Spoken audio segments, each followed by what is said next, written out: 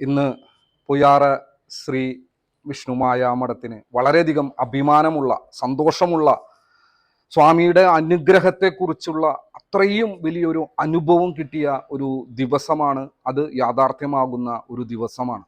എന്നെ ഒരു വർഷത്തിന് മുമ്പ് ദുബായിലുള്ള ദമ്പതികൾ വന്ന് കാണുകയും എന്നെക്കുറിച്ച് അറിയുകയും ഇവിടെ വന്ന് പ്രാർത്ഥിക്കണമുള്ള അതിയായ ആഗ്രഹം കൊണ്ട് നാട്ടിലേക്ക് വന്നപ്പോൾ എന്നെ കാണാൻ വരികയും കണ്ടപ്പോൾ അവർക്ക് അതിയായൊരു ദുഃഖം, തീരാ ദുഃഖമുണ്ടെന്ന് എനിക്ക് മനസ്സിലാവുകയും അതിനെക്കുറിച്ച് ചോദിച്ചപ്പോൾ കുട്ടികൾ അവർക്ക് വർഷങ്ങളായിട്ടില്ല എന്ന് എന്നോട് പറയുകയും അതിനുവേണ്ട എല്ലാ കാര്യങ്ങളും അവർ ചെയ്തിട്ടുണ്ട്, പക്ഷെ ഇന്നേ വരെ അവർക്ക് അതിനുള്ള ഗുണഫലങ്ങൾ കിട്ടിയിട്ടില്ല എന്ന് എന്നോട് പറഞ്ഞു. അപ്പൊ ഞാൻ അവരോട് പറഞ്ഞ കാര്യം, പുയ്യാറ ശ്രീ വിഷ്ണുമായ മഠത്തിൽ വന്ന് നിങ്ങൾക്ക് പ്രാർത്ഥിക്കാനുള്ള ഒരു ഭാഗ്യം കിട്ടി. നിങ്ങൾ ഈ പറയുന്ന ഏറ്റവും ചെറിയൊരു അമ്പലമായിട്ടുള്ള പുയ്യാറ ശ്രീ വിഷ്ണുമായ മഠത്തിലേക്ക് നിങ്ങൾ എത്തിപ്പെട്ടിട്ടുണ്ടെങ്കിൽ അത് ഇവിടുത്തെ സ്വാമി വിളിച്ചിട്ട് നിങ്ങൾ എത്തിയിട്ടുള്ളതാണ്.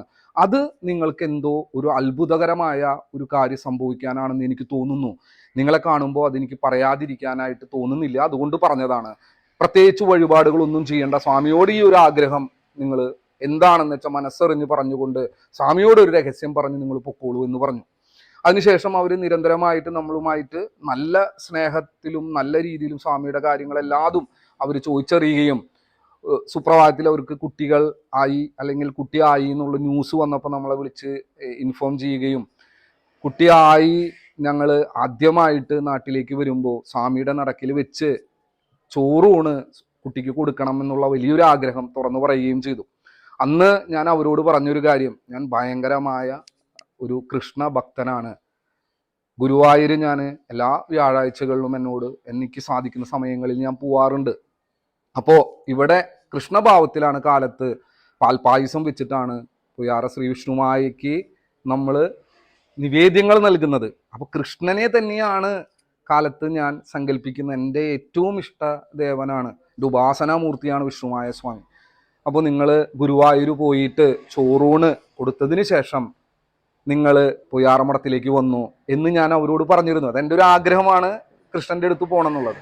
ഇന്ന് ആ ദിവസമാണ്. അവർ ഗുരുവായൂർ പോയിട്ടുണ്ട്. അവർ ചോറൂണൊക്കെ കഴിഞ്ഞ് ഇങ്ങോട്ട് വന്ന് ഇവിടെ ചെയ്യാമെന്ന് വിചാരിച്ച ആ ചോറൂണ് എന്ന് പറയുന്ന കാര്യത്തിനായിട്ട് അവരിവിടേക്ക് വരും.